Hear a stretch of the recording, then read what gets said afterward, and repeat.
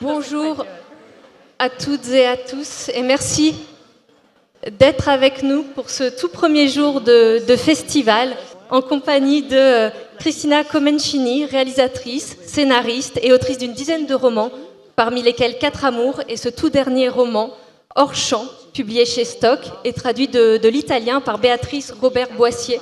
Bonjour Cristina et merci d'être avec nous. Bonjour à tout le Nous monde. avons la chance également d'être avec Maggie Shipstead, autrice de Plan de table et de Étonnez-moi.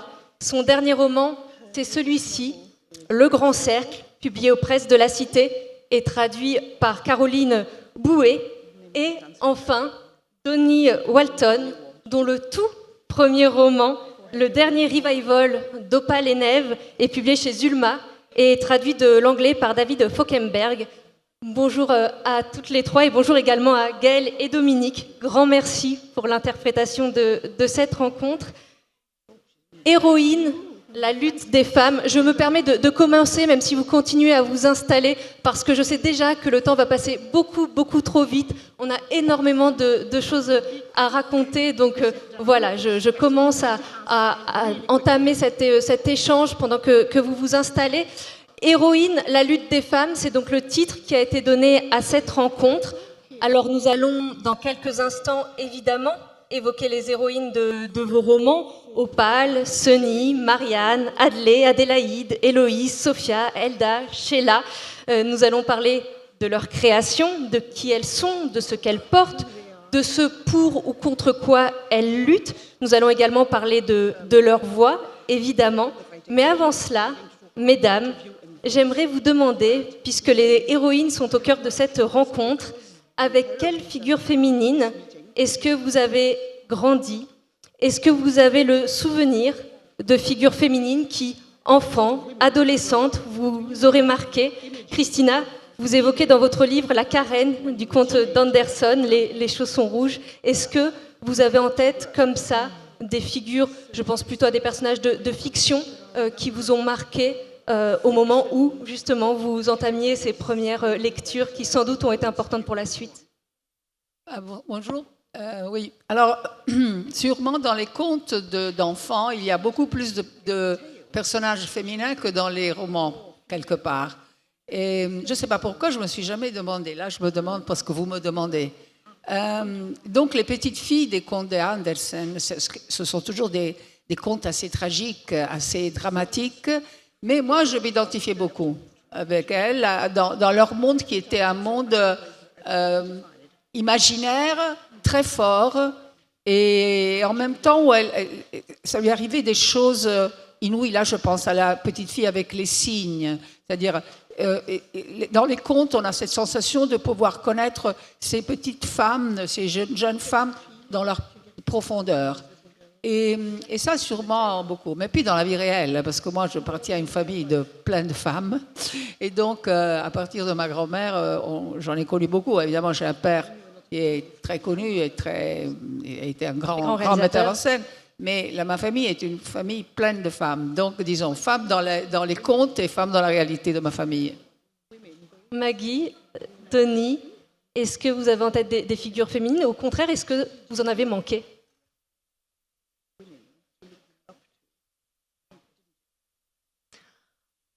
Yes, I also grew up in a world of books, and like the main character in my book, I think it never occurred to me that being a woman was a limitation.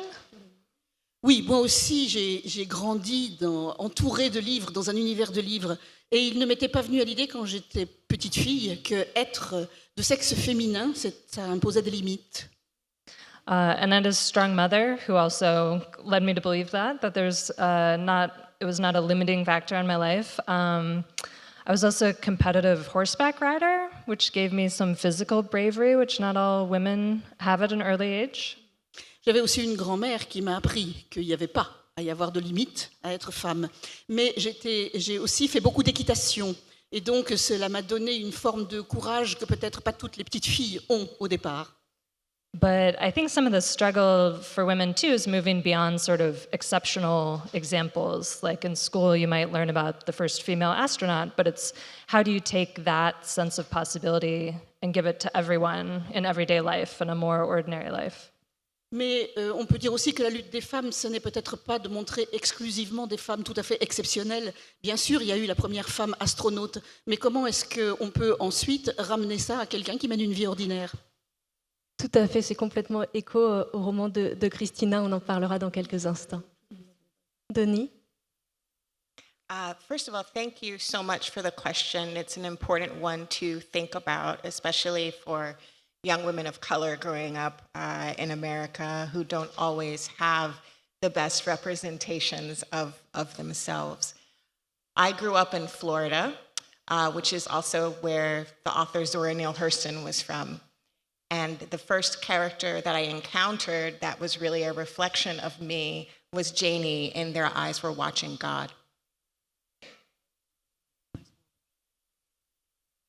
D'abord, je tiens à vous remercier pour cette question parce que c'est une question très importante, surtout pour les jeunes femmes de couleur dont je fais partie. Nous n'avons pas toujours eu les meilleurs exemples, les meilleures représentations pour nous inspirer.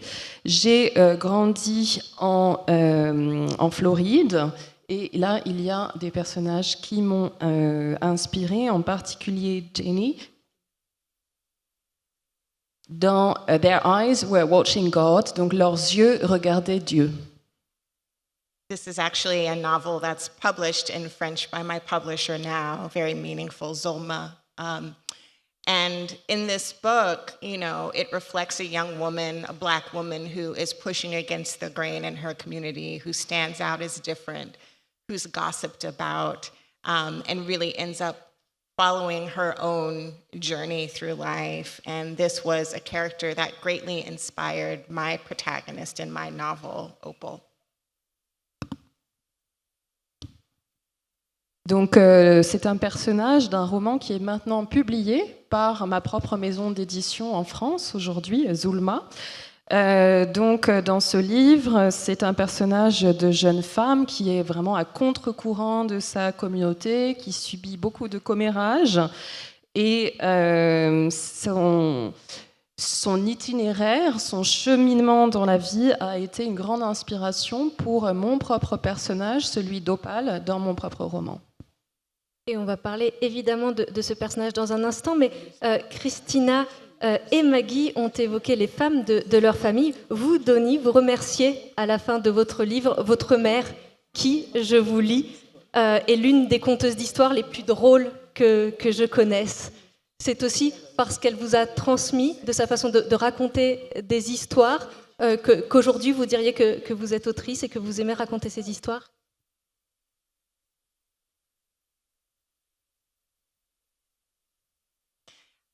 Yes, well, first, you know, Opal is sort of the rock star that I wanted to see in the world. She's a figure who's very different from me, very much bolder, but a wonderful storyteller. And she tells her story to a journalist in the course of the book. And I credit my mother in my acknowledgements because she's the best storyteller I know. We come from a wonderful oral tradition in the southern United States, of storytelling that involves humor and a little bit of like being ribald and irreverent. And my mother is all of those things, and I wanted to translate that to the page. Mon personnage d'Opal, c'est un peu la rockstar que j'avais envie de voir dans le monde réel.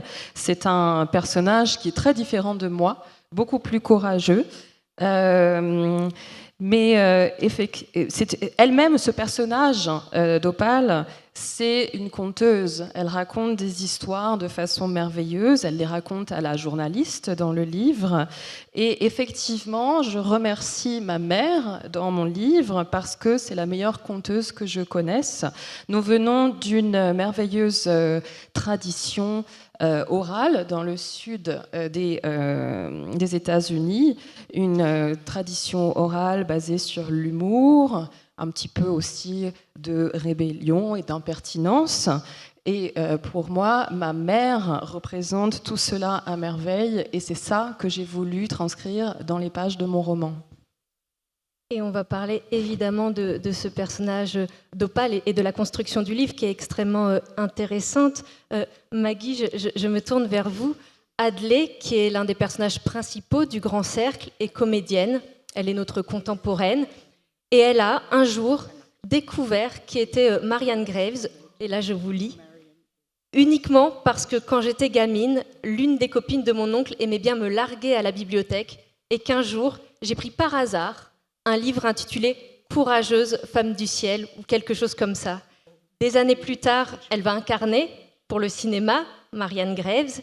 Est-ce que vous pouvez nous raconter comment est-ce que vous avez, vous, rencontré Marianne Graves, qui est une pionnière de l'aviation, qui a bel et bien existé, contrairement à Opale, et on en reparlera parce que ce qui est extrêmement très réussi dans le livre de Donnie, c'est que, et je pense que je ne suis pas la seule, je me suis empressée de chercher sur Internet si son Opale existait, tellement j'y croyais. Mais en l'occurrence, Maggie, Marianne Graves existe. Est-ce que c'était elle, le point de départ de ce roman? Est-ce que c'était cette figure féminine?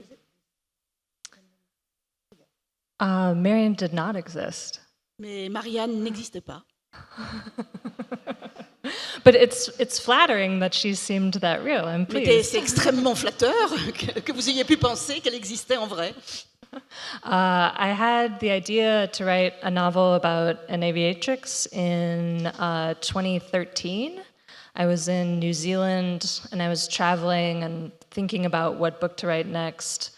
And I didn't have an idea. I was very depressed. And at the airport in New Zealand, there was a statue of a pilot named Jean Batten, who was the first person to fly solo from New Zealand to London. Her name is Jean Batten. London to New Zealand. Oui, en fait, comment m'est venue cette idée? Eh bien, elle m'est venue en 2013. J'étais en Nouvelle-Zélande, pas mal déprimée parce que j'avais aucune idée sur quoi écrire. Et puis, à l'aéroport, je suis tombée sur donc une photo de Jenny Batten, did you say? Qui est la première femme qui a volé de la Nouvelle-Zélande jusqu'à Londres. And so I thought, I'll write about a pilot, easy. And it took 7 years for the book to come out. Et donc je me suis dit, parlons d'une aviatrice. Facile, ça m'a pris 7 ans. But I drew from the lives of many different real female pilots, including Amelia Earhart, who famously disappeared flying around the equator. Marianne disappears flying around the world north-south much later. Et je me suis évidemment, cependant, inspirée de véritables aviatrices pionnières qui ont existé, entre autres Amelia Earhart, dont on sait qu'elle a disparu en faisant le tour de l'équateur. Eh bien, la mienne, de Marianne, va disparaître en faisant le tour du monde, mais du nord au sud, au lieu de le faire au niveau de l'équateur.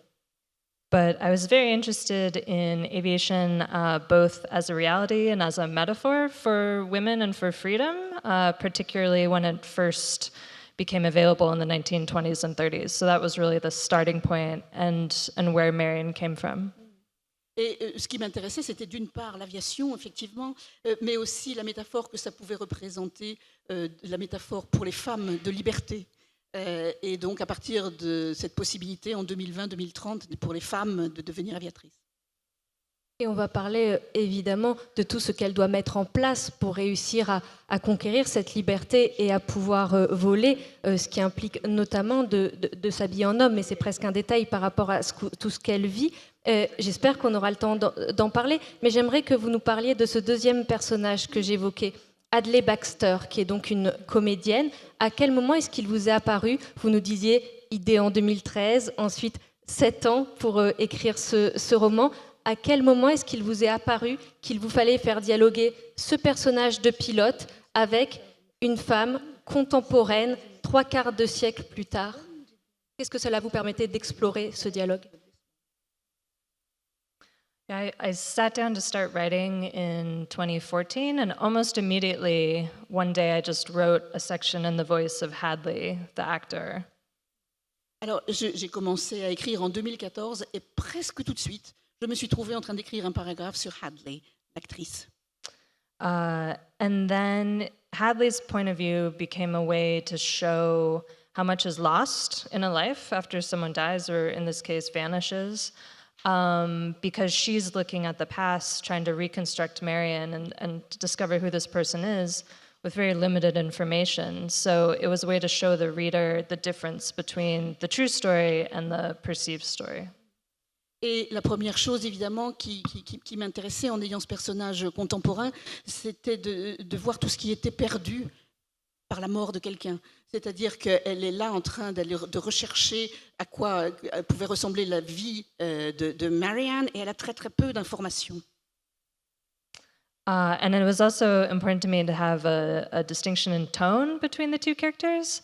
I didn't want it to be solid historical fiction. I wanted this sort of acid of Hadley's point of view, and I also just liked writing in her voice.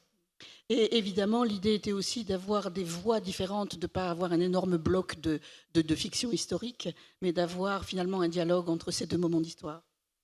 Et on fait effectivement dans le roman des allers-retours dans le temps entre Marianne et Hadley. Et on a parlé notamment des questionnements d'Hadley au sujet de ce que doit et ne doit pas être un film sur la vie de Marianne. Et je pense que ça vous parlera énormément, Christina et Donnie, ces questions de qu'est-ce qu'on garde de l'histoire, notamment d'une femme quand on écrit un récit. En l'occurrence, elle raconte son histoire en l'interprétant, vous racontez en écrivant, mais il y a beaucoup de similitudes.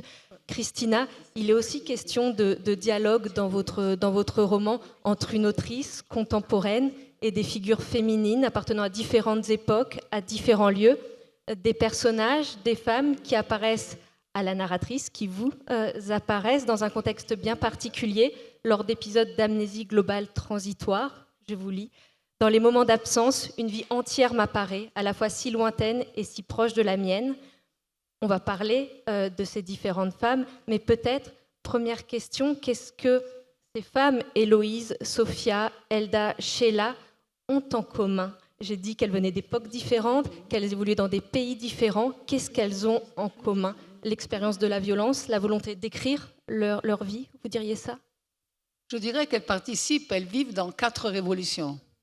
La première, c'est la Commune. La deuxième, c'est la Révolution russe. La troisième, c'est la résistance italienne, surtout dans le nord-est, qui a été très intéressante et compliquée.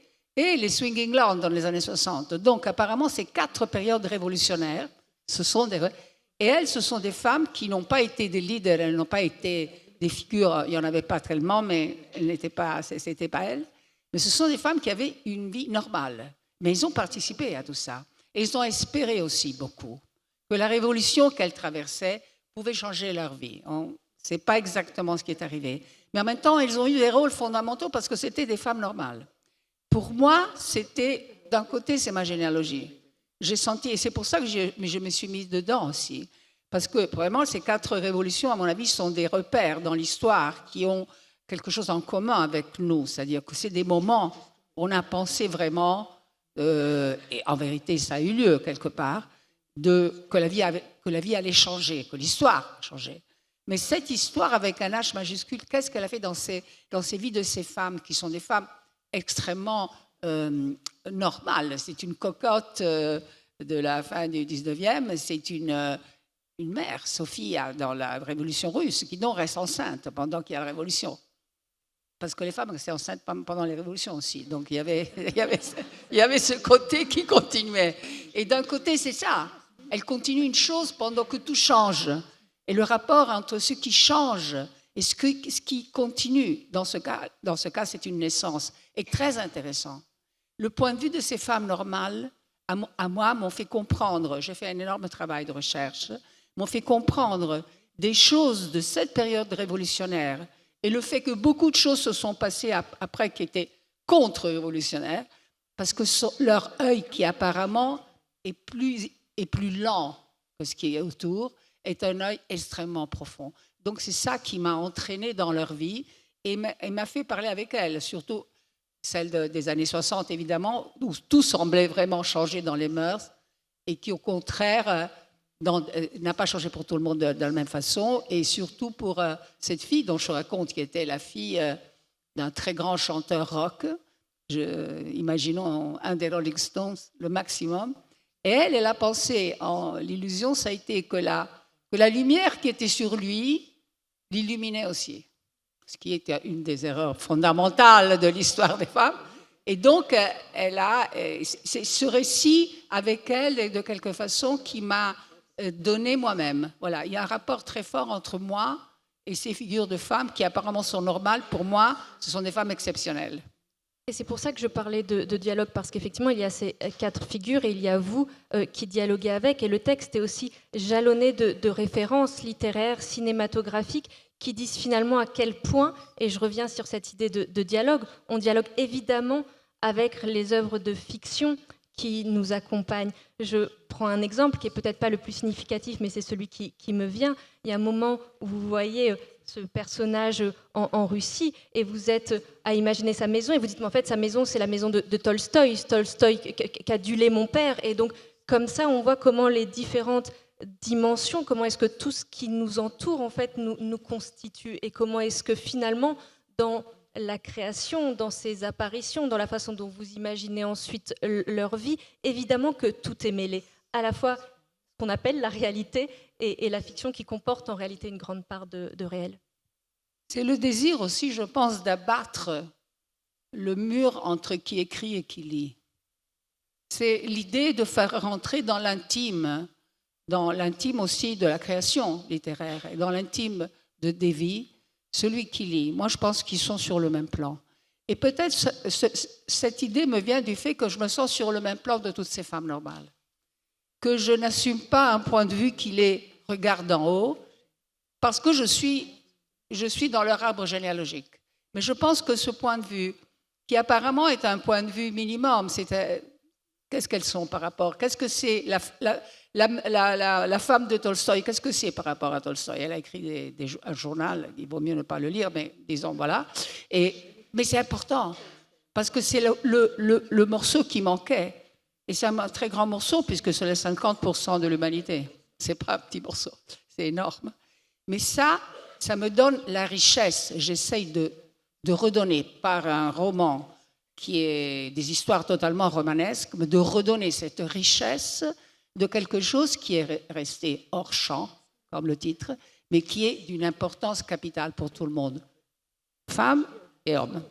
Totalement, et on reviendra, j'espère qu'on en aura le temps, justement sur toutes les questions que vous posez par rapport à la littérature et par rapport à l'importance de la littérature et comment est-ce que le texte a effectivement un impact sur les lecteurs et lectrices, mais aussi sur la personne qui écrit. Mais puisqu'on parle de brouiller les pistes et de ce lien entre les lectrices, lecteurs, narrateurs, narratrices, et comment est-ce qu'on brouille un peu parfois les frontières. Denis, le dernier revival d'Opa et Neve, c'est exactement ça, c'est donc votre premier roman. Et il y a, vous avez commencé à l'évoquer tout à l'heure, mais un livre dans le livre, pour ainsi dire, puisqu'il est question dans ce roman d'un livre qui doit être publié à l'occasion de la reformation d'un duo mythique des années 70, Opal et Neve, reformation pour un concert unique en 2016. Et l'autrice de ce livre sur Opal et Neve, c'est Sunny. C'est une journaliste musicale, première rédactrice en chef noire d'un célèbre magazine musical Oral. Au tout début, on a une note de l'éditrice. On ne sait pas exactement si c'est l'éditrice de Zulma, est-ce que c'est l'éditrice de la version américaine, et puis on comprend qu'en fait c'est l'éditrice du livre qui est en train d'être écrit dans le roman lui-même. C'est extrêmement puissant comme entrée en matière. Et donc on retrouve dans le dernier revival d'Opal et Neve des extraits d'entretien avec Opal, Neve, mais aussi leurs producteurs de l'époque, une employée de la maison de disques, des musiciens, des amis, et puis il y a des notes de l'autrice, des coupures de journaux, des verbatims d'émissions télé ou de radio. Vous nous avez parlé en quelques mots tout à l'heure d'Opal. Est-ce que vous pourriez continuer à nous la décrire avec vos mots, nous expliquer peut-être aussi comment elle est née, de quelle envie surtout, parce qu'il y a vraiment quelque chose d'une énergie folle dans ce personnage qui est toujours en quête de liberté, de la façon dont elle va pouvoir s'exprimer. Elle est comme un cri opale. Est-ce que c'était vraiment ce personnage qui était là dès le départ de ce roman ? Une question très longue, pardon. Yes, absolutely. Opal is the heart of my novel and the character that I wanted to create, almost like a superheroine, except when I got to know her better, she began to reveal some flaws that made her more human and brought her down to earth. I always describe Opal as a woman way ahead of her time. She has her musical heyday in the early 1970s at a time before punk music has really exploded. And she is a Black woman, which is, could be perceived as two strikes against her in that genre of music. Oui, tout à fait, c'est vraiment Opal, le cœur de mon roman. C'est avant tout ce personnage que j'ai voulu écrire, construire comme une super-héroïne. Mais quand j'ai appris à la connaître un peu mieux, j'ai découvert qu'elle avait aussi des faiblesses. Ça l'a rendue un peu plus humaine, tandis que je la ramenais au niveau du sol. Je la décrirais comme une femme très en avance sur son temps. Dans le roman, on est au début des années 1970. Elle a sa grande période de succès musical juste avant l'explosion du punk.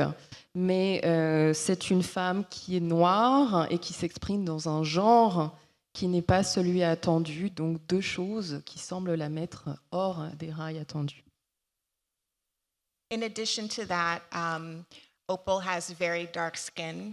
And she has no hair because she has a condition called alopecia that makes her lose it all. And so from a very young age, she is sort of ostracized by everyone. But what made Opal a superheroine in my mind was that despite all that, she has this belief in herself that she can be a star. And her whole life story is the way that she convinces other people that that's true. En plus de tout ça, Opal a la peau extrêmement noire et elle n'a pas de cheveux car elle souffre d'une maladie qu'on appelle l'alopécie, qui fait qu'elle a perdu tous ses cheveux. Et donc, elle se retrouve ostracisée depuis sa tendre enfance. Et pourquoi elle est une super-héroïne ? Parce que malgré tout ça, elle croit en elle, elle croit qu'elle peut devenir une star et tout son itinéraire, c'est montrer aux autres qu'elle peut effectivement être une star. And one of the interesting things about writing the book is that I'm able to see Opal in both 1971 when she is in her heyday, but also in 2016 when she's reflecting on everything and really figuring out before Trump is elected and we're sort of in this moment of hope, who we thought would be the first woman president, that she could have a resurgence and that the flowers that she has earned might be coming to her. And so it's very interesting to watch her through the tension of that. Et ce qui a été intéressant pour moi dans le processus de mon écriture, c'est que je mets en rapport mon personnage d'Opal en 1971, quand elle est au sommet de sa carrière musicale, et en 2016, alors qu'elle réfléchit a posteriori et qu'elle essaye de comprendre ce qui s'est passé. Et c'est intéressant de mettre ces deux périodes en rapport à un moment, comme vous le savez, où Trump va être élu à la présidence des États-Unis, alors qu'il y a eu pendant un moment l'espoir qu'on aurait une première femme présidente dans notre pays. Donc c'est intéressant ce dialogue entre ces deux époques-là, cette espèce de résurgence possible où elle imagine que peut-être elle va avoir un nouveau moment dans sa carrière, que peut-être elle va pouvoir cueillir les fleurs, je reprends le terme qu'elle a utilisé en anglais, les fleurs de sa prime carrière. Et la tension qui émerge entre les deux époques est intéressante aussi. Et c'est vrai qu'on n'a pas le temps de rentrer dans les détails, mais vous allez le découvrir en découvrant le roman. Mais il y a quelque chose justement dans l'affirmation d'elle-même. Vous évoquiez le côté super-héroïne. Quand elle arrive pour la première fois dans la maison de disques et elle se dit, en fait, c'est à ce moment-là que j'ai compris que l'anormal, pour moi, c'était d'être anormal en réalité. Et il y a quelque chose d'extrêmement puissant dans l'affirmation de soi. Mais j'aimerais juste revenir sur cette construction où vous disiez que ça vous permettait de suivre ce personnage et d'autres entre les années 70 et 2016. Un mot peut-être de ce personnage de Sunny, de cette journaliste qui va donc être missionnée pour écrire ce livre, qui a un lien très intime avec l'histoire d'Opale et Neve, puisque son père a été batteur pour eux, et il est mort dans les années 70. Qu'est-ce que vous permettez cette construction qui permet de mener une enquête tout en ayant une parole qui est donnée à tous les protagonistes? Ça permet vraiment, je trouve, de rendre la complexité du monde, d'avoir les événements racontés par différents points de vue. C'était ça qui vous intéressait dans le fait de faire en sorte que l'histoire d'Opale soit écrite par une journaliste?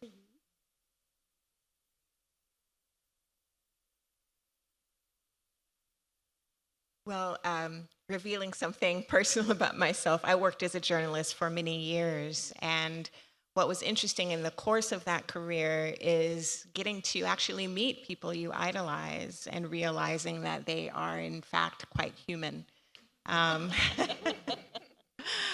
think there should be a word in English, maybe there's one in French, for that feeling of extreme disappointment that you have when you meet your idols. C'est le moment de vous révéler quelque chose de personnel. J'ai moi-même été journaliste pendant de nombreuses années. Et quand on est journaliste, on a l'occasion de rencontrer de nombreuses personnes qu'on a jusque-là idolâtrées. Et j'aimerais bien qu'il y ait un mot en anglais pour exprimer ça. Peut-être que vous en avez un en français pour exprimer le genre de déception extrême qu'on ressent à ce moment. And so Sunny, who is the journalist character who everyone talks to for the book, has grown up having a bit of a taboo relationship with Opal. She admires her, she loves her music, she loves her attitude, and yet she has this very painful and personal tie to how Opal and Neve become famous, which is, not to give too much of a spoiler, but through a very violent event at a concert that ended up with the death of her father. Donc le personnage de cette journaliste, Sunny, c'est à elle que parlent tous les protagonistes pour raconter l'histoire d'Opale. Et elle-même a une relation tout à fait taboue avec Opale parce que d'un côté, il y a beaucoup d'admiration. Elle aime sa musique, elle aime son attitude aussi, mais il y a aussi quelque chose de très douloureux qui a à voir avec la façon dont Opale et Neve sont devenus célèbres, suite, je ne veux pas trop en révéler, mais suite à un événement extrêmement violent lors d'un concert qui a mené à la mort de son propre père, donc le père de la journaliste. And so Sunny has a very personal stake in uncovering the truth. About not only what happened that night, but also in kind of unraveling the myths that become cemented about celebrity, especially in America, I think. And, you know, I loved playing it. It was a very playful book for me to write in the sense that I got to just put the characters' voices raw on the page.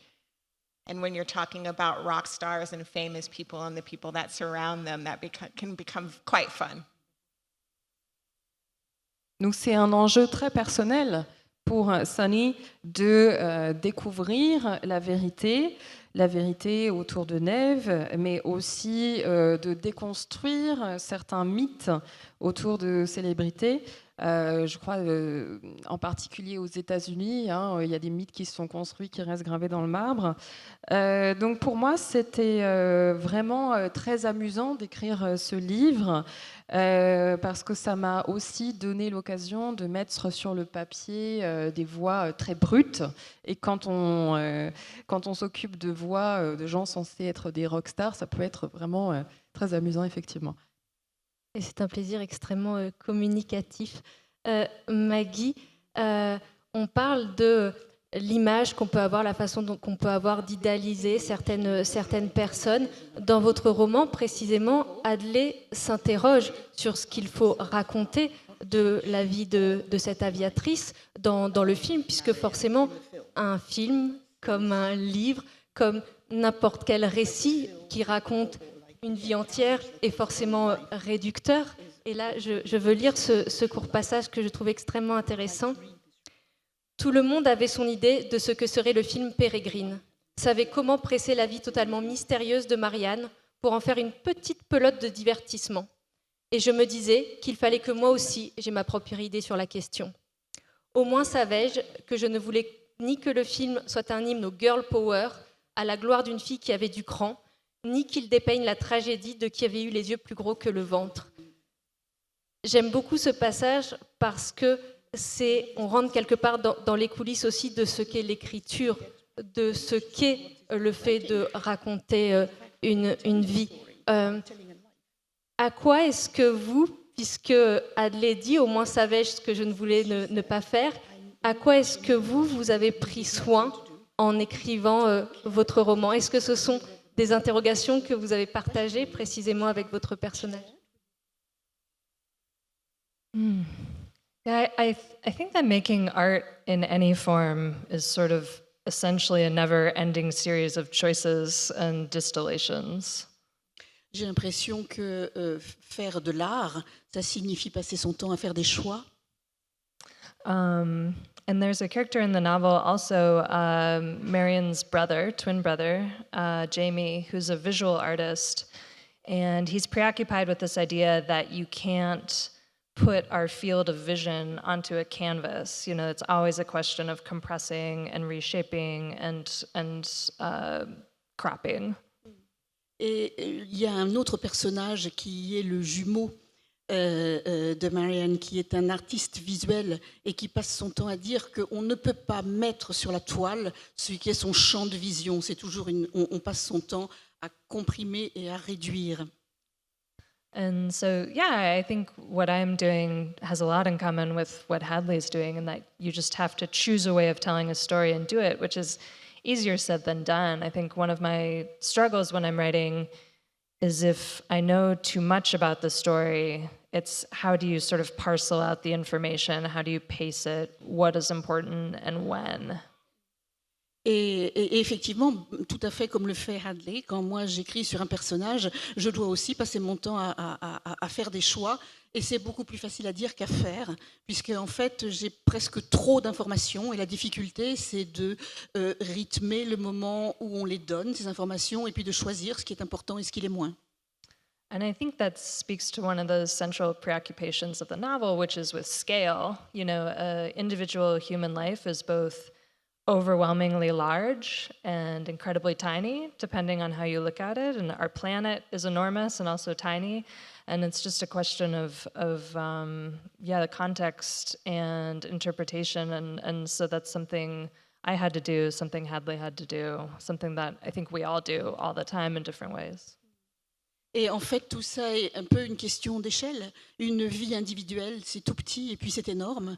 Notre planète, elle est gigantesque, mais elle est aussi minuscule. Et je crois qu'on est tous obligés de penser ainsi, y compris quand on mène nos vies. Vous disiez tout à l'heure que créer le personnage d'Hadley vous permettait de rythmer le récit, de ne pas être uniquement dans un récit historique. Ce que raconte aussi votre roman à travers ce parallèle entre deux femmes à des époques différentes, c'est quelque part une certaine permanence des luttes, même si bien évidemment les deux femmes n'ont pas le même parcours, évidemment, mais il y a quand même quelque chose de cet ordre-là, de devoir se battre pour réussir à ne pas être réduite à ce que les autres veulent que l'on soit. Yeah, I think both Hadley and Marion struggle with this idea of you can never be a woman in a way that pleases everybody. Everybody has a different idea of how you're supposed to live, and the two stories let me show a bit about how that changed over time, but the sort of pressure and the tension of that is still there. Bien, ce qu'il y a de commun entre ces deux femmes, c'est que à chaque fois, c'est extrêmement difficile d'être la femme que les autres voudraient que vous soyez. Et ce qui était intéressant à avoir deux femmes à des moments historiques différents, c'est que ça permettait de voir l'évolution de la pression comme ça qui s'exerce sur l'image qu'on doit avoir d'une femme. And I think they both are asking, what sort of life should I lead? What sort of life do I want? And I think those are important questions for everybody. They're difficult to answer. But the only sort of there sort of is no permanence because our lives are just these fleeting experiences that we sort of take with us when we go. Mais en fait, de permanence, il y en a peu puisque nos vies sont vraiment des choses qui passent bien vite et qui s'en vont avec nous.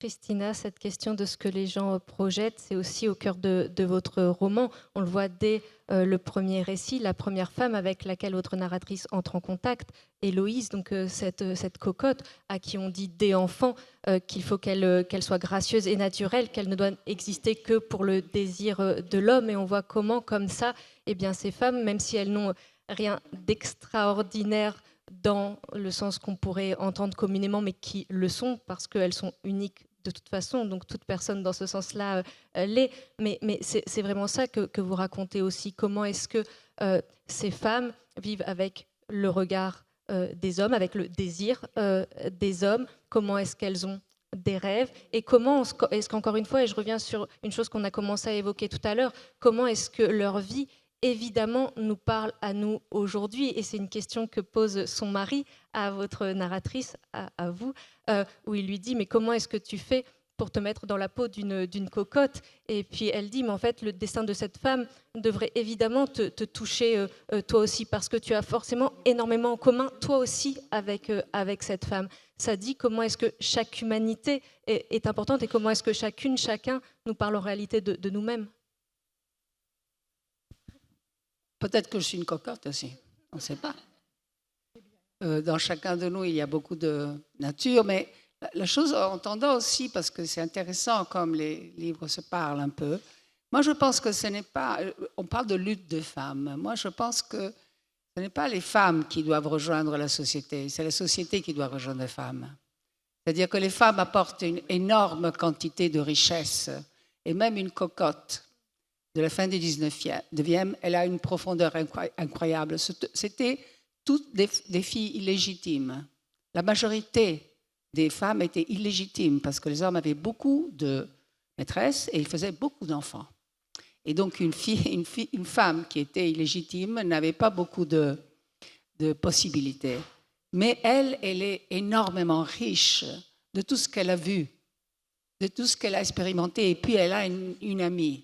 Photographe extraordinaire. L'ami photographe qui est sa richesse, parce que l'ami photographe qui est un peu inspiré un peu parce que toutes ces femmes dont j'ai raconté sont inspirées de femmes réelles. L'histoire des deux familles de Zola, c'est très intéressant. On va regarder dans les vies des grands écrivains. Et cette fille, elle est fantastique parce qu'au contraire, elle est pratiquement vierge. Elle s'en fout complètement du sexe. Elle adore Victor Hugo.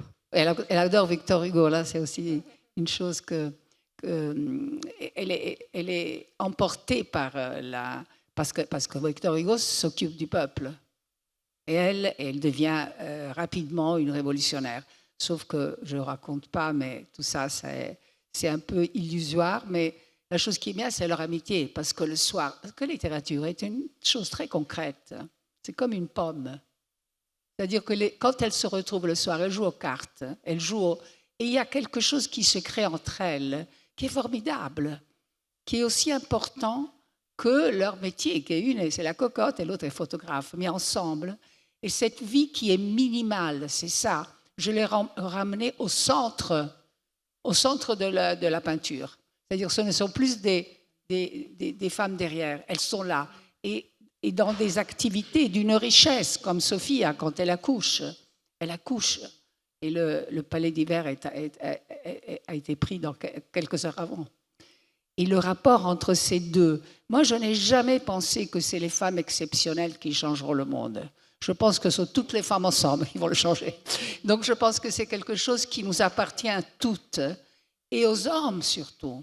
Parce qu'il y a des personnages d'hommes, surtout dans la Révolution russe, il y a un personnage qui est le personnage de Eisenstein, qui est fantastique, lui aussi. Et la façon dont il se rapporte à cette intimité avec cette femme qui n'est pas à lui, mais elle est avec son ami, toutes ces choses qui sont ensevelies, petites mais énormes, ben, j'ai essayé de les ramener vraiment dans le romanesque total, dans ce qu'on quelque part, on a rêvé, on rêve, et qui devient de plus en plus qu'on en parle, de plus en plus qu'on écrit sur toutes ces femmes, devient littérature, donc devient notre vie, donc devient tout ce qu'on est, culture. Vous écrivez dans votre roman « Je crois en la littérature et sa capacité de comprendre », d'où l'importance de raconter ces vies. Et je me demandais, en vous lisant, si vous aviez eu le sentiment, et vous le racontez un petit peu dans le livre, mais d'avoir compris quelque chose de fondamental aussi en accompagnant ces femmes et en les écrivant. Oui, beaucoup de moi-même en parlant d'elles. Mais surtout, tellement j'ai compris qu'à la fin, la quatrième femme, c'est elle qui dit « basta, tu n'écris plus, c'est moi qui raconte directement ». Parce qu'il y a la chose que je pense qui est aussi, je sens cette fil rouge qui court ici, c'est la relation qui fait énormément importante ce que disent les femmes, qui est toujours en relation avec quelqu'un d'autre. Là, il y a toujours une autre personne, ce n'est pas seulement raconté en direct, il y a un journaliste, et ça, c'est quelque chose qui est nouveau dans la littérature, parce qu'on ne fait pas une littérature féminine, on fait une littérature point. Et cette littérature, elle a une qualité, je pense, qui est la qualité de se mettre en rapport avec d'autres. Et ça, c'est une richesse gigantesque. Même s'il y a un jeu, il est totalement en rapport avec d'autres. Donc, je pense que oui, j'ai une énorme confiance dans la littérature, dans le cinéma aussi. Et je pense que les femmes sont en train de porter... Je pense qu'il y a en cours une révolution, un peu.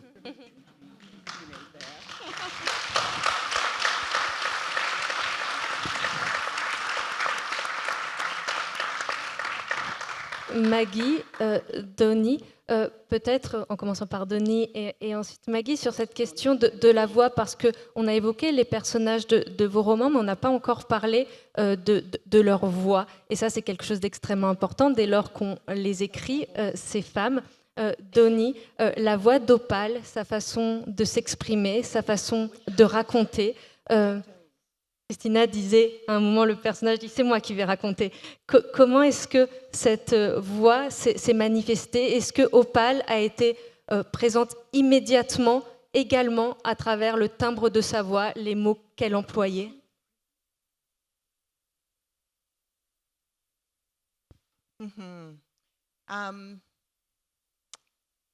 So, in order to understand Opal's voice,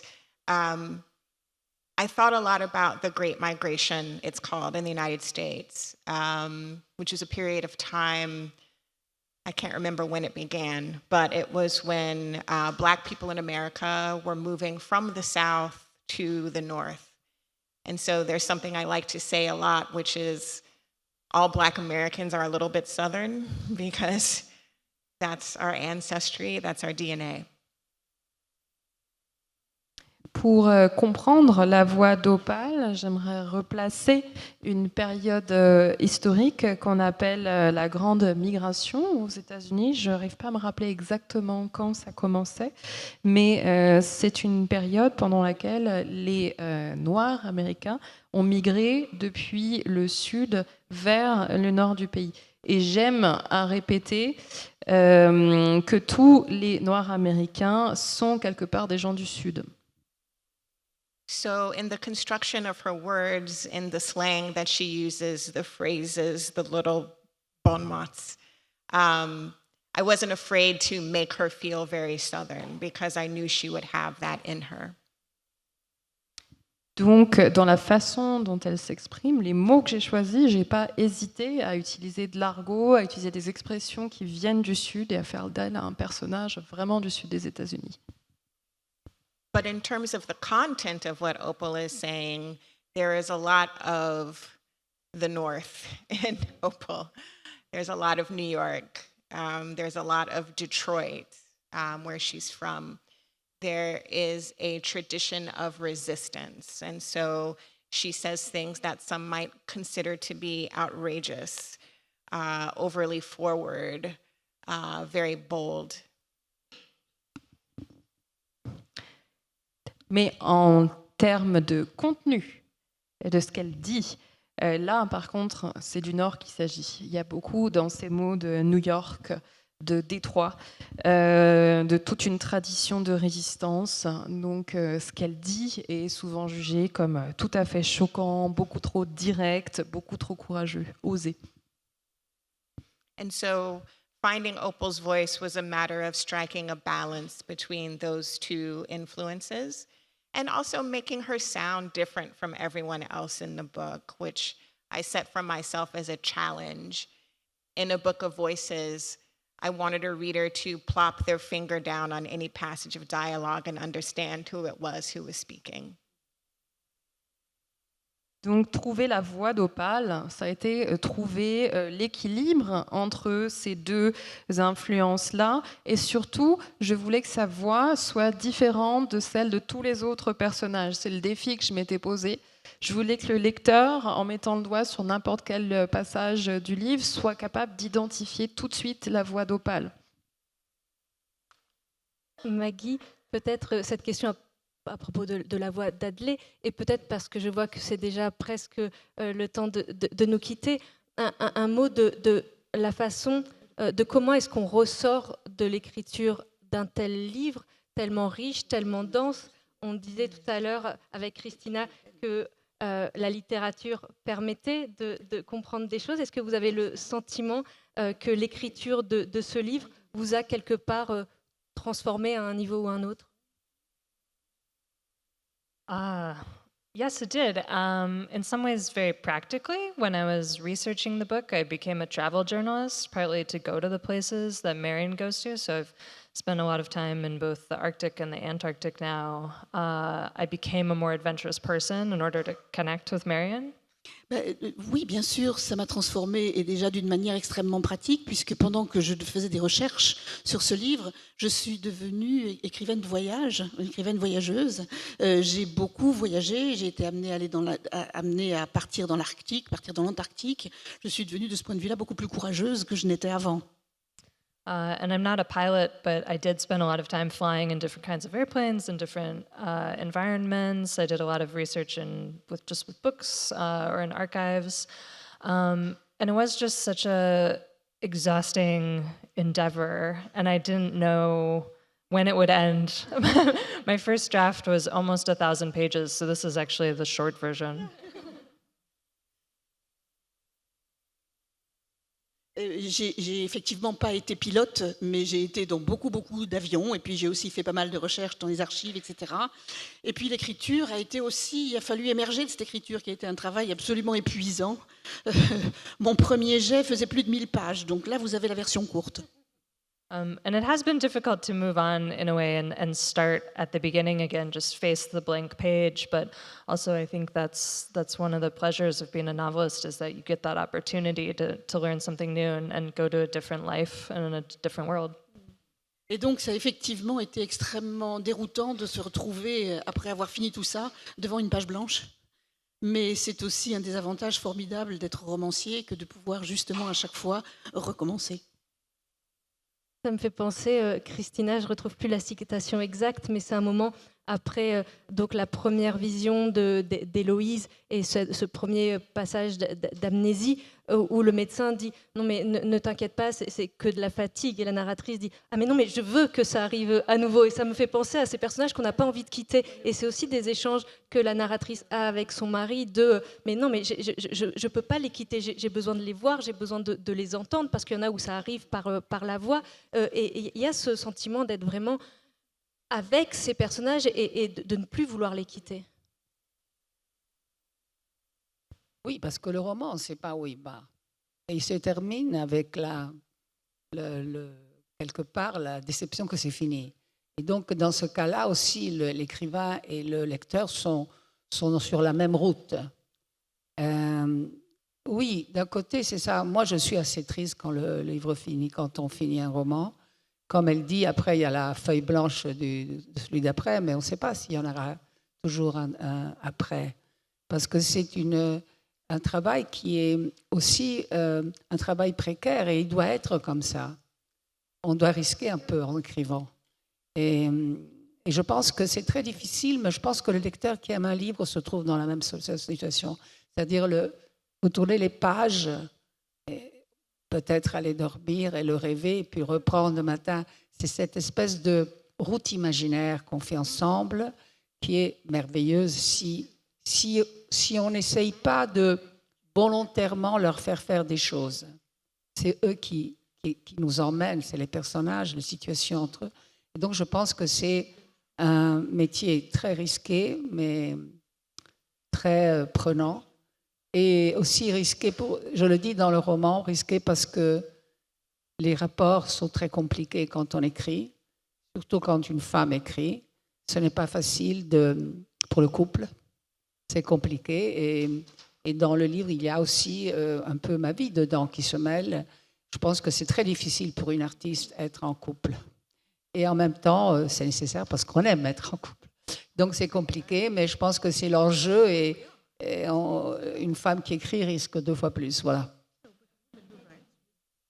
Il est malheureusement déjà l'heure de nous quitter, donc je vais reprendre vos mots pour dire qu'effectivement, vous nous emmenez toutes les 3 sur des routes merveilleuses, et qu'effectivement, on n'a qu'une hâte, c'est de retrouver vos personnages. Merci infiniment à toutes les 3. Merci à vous toutes et tous.